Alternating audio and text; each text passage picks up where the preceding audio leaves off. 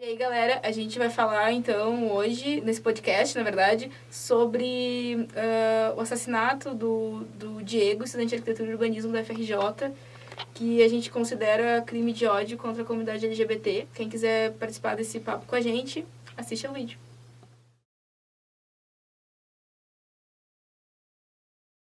Esse caso, né, de crime de ódio, né, que a gente pode dizer que é, né, com a morte do Diego, que foi encontrado na Ilha do Fundão, que é o camp da FRJ, né, o Diego. Eu fiquei bem chocada, assim, porque, tá ligado os encontros de arquitetura e tal, que eu digo pra vocês que eu participo e tal, medito bastante tempo. Sim. O último, que foi o Eneia Rio, que é o encontro nacional, foi na FRJ, e a gente ficou justamente alojados no prédio, e o encontro aconteceu na Ilha do Fundão. Bem na Bahia, assim. É bem na Baía do Guanabara, né, eu acho. Inclusive é uma praia, assim, com bastante lixo e tal, e teve todo um debate sobre isso.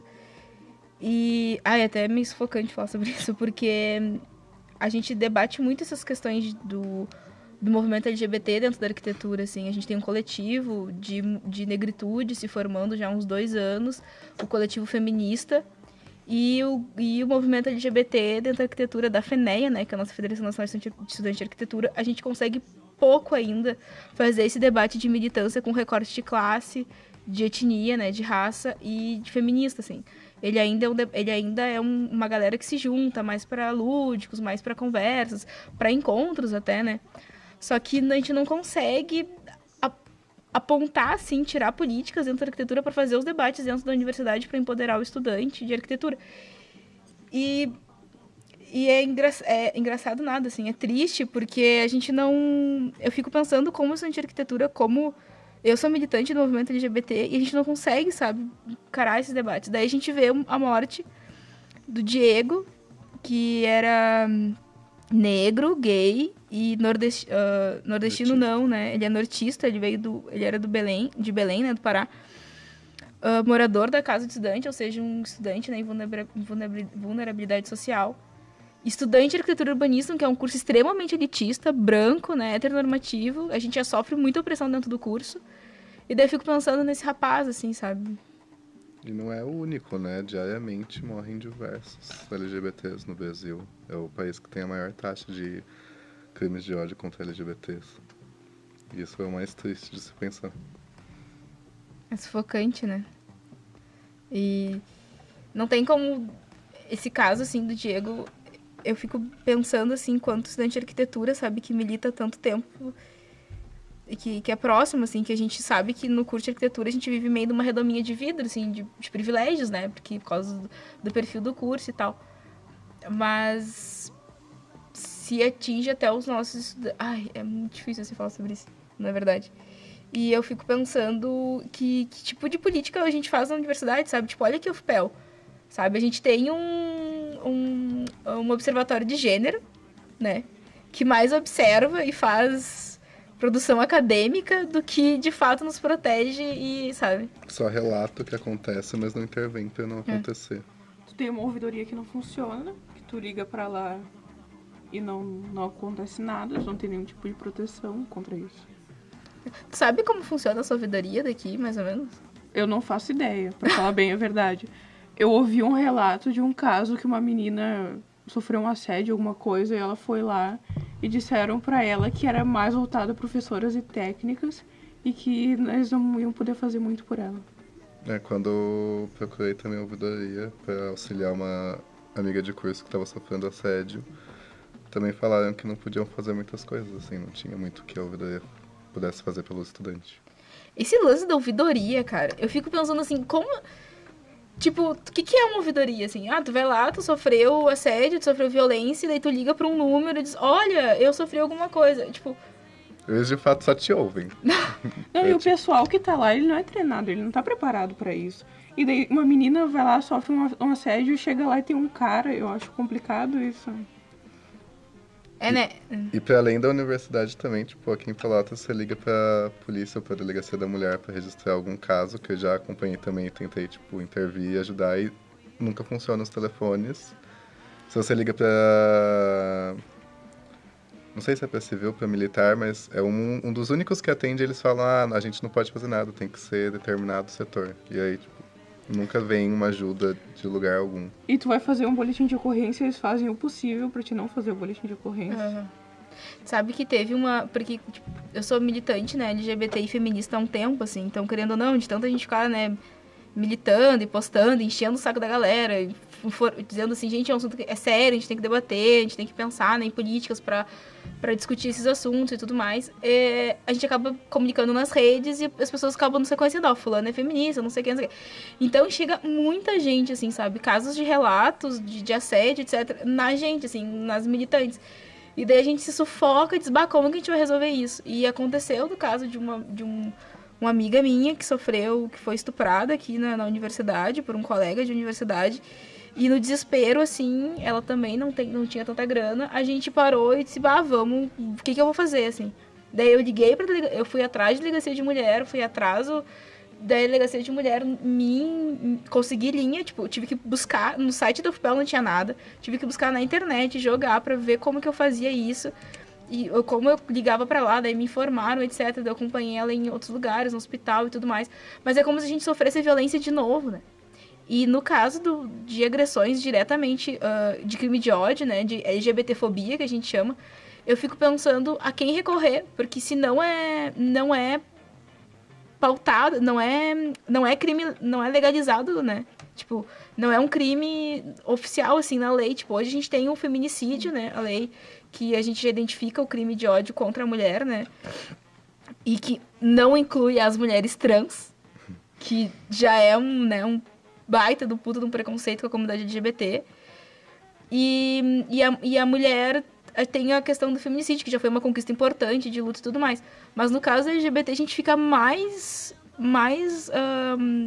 refém, assim, sabe? Eu acho que o papel da universidade também deve ser, tipo, de além de buscar como atuar depois de acontecer, mas buscar uma forma de prever isso, prevenir que isso aconteça, porque eu acho que é uma questão de permanência estudantil, tipo, quantos estudantes vêm para o ambiente universitário achando que não vai sofrer preconceito por conta da sua sexualidade, de como se entende enquanto ser, e acaba se sentindo sufocado, tipo, um curso como o seu que você disse na arquitetura, que é bem mais fechado, assim, o pessoal vive em redomas.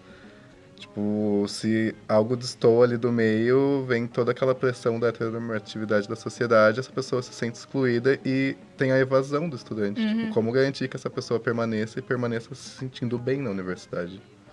Acho que é esse ponto que a universidade deveria trabalhar melhor.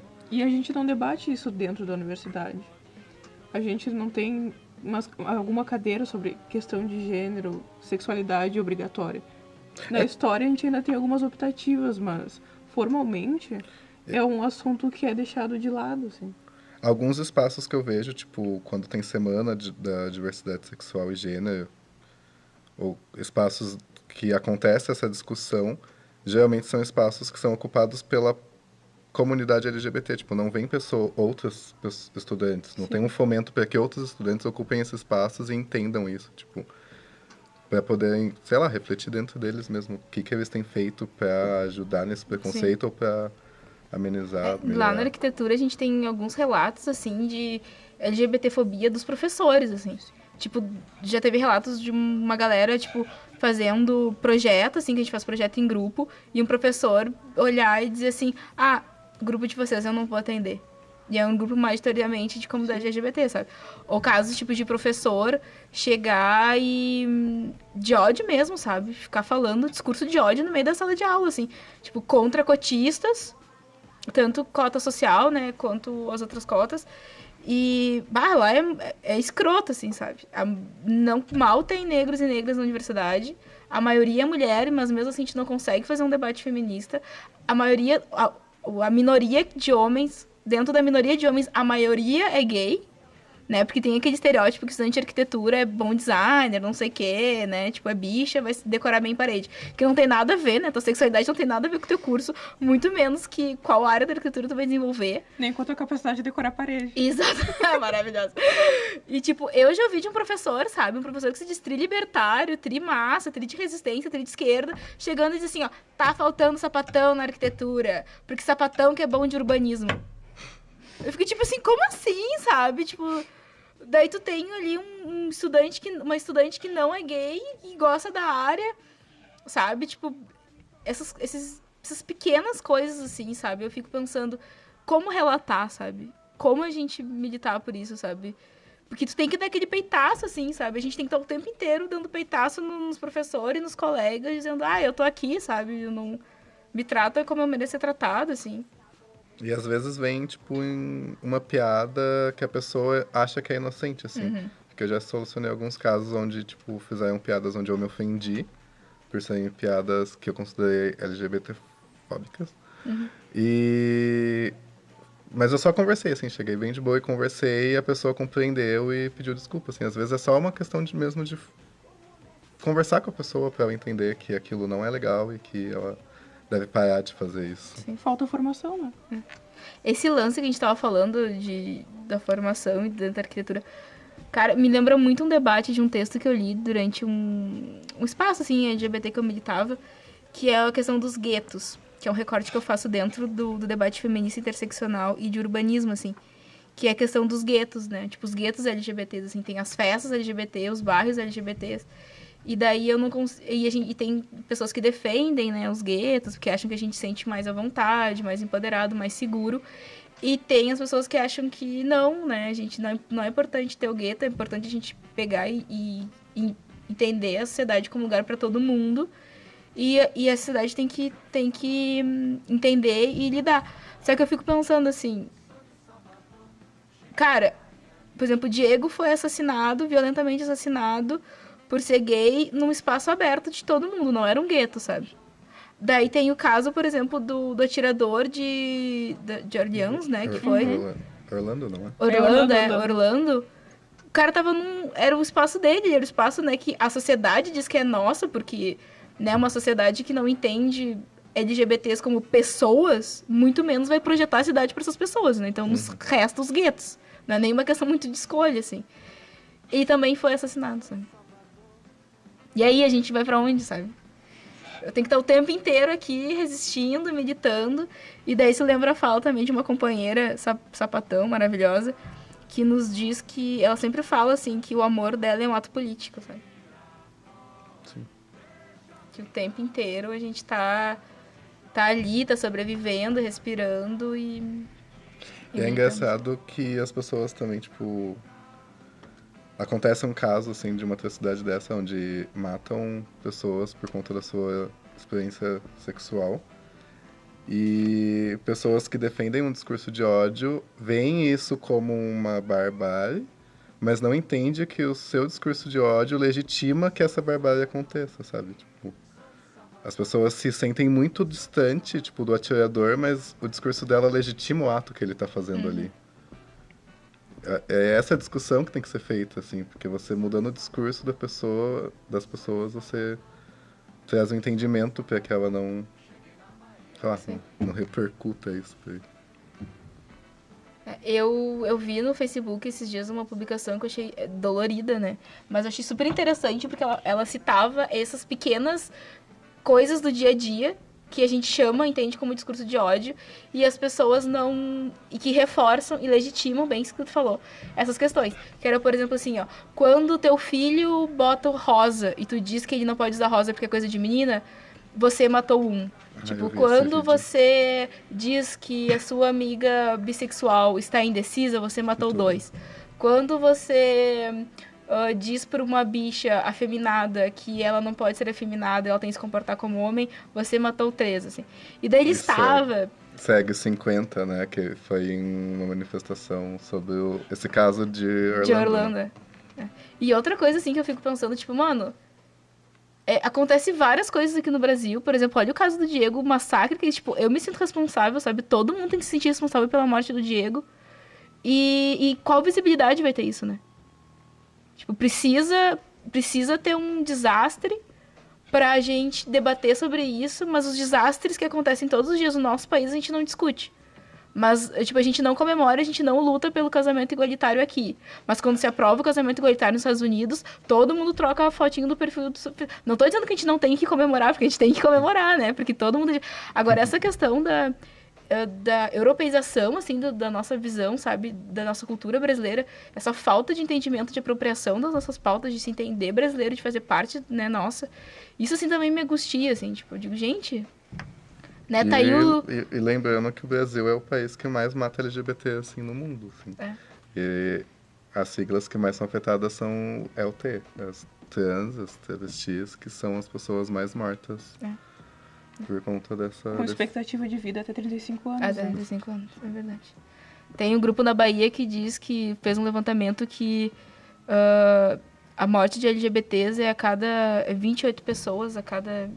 Como é que é? Não me lembro agora exatamente. Mas é um índice, assim, de morte alarmante também, assim. Não sei, um número muito alto de LGBTs morre, assim, no Brasil diariamente, assim. É bizarro. Mas é isso, né? Temos que colocar a gente no poder que lute pelos nossos direitos, né? E como disse o... às vezes o Estado legitima essas atrocidades. É a Inês Brasil que diz que a gente não vai ficar calado, a gente vai... Como é que é? A gente não vai se calar, a gente vai brigar, a gente vai... Eu sei que eu não vou me calar, eu vou resistir. Sempre. Existir, ocupar, resistir, é isso aí.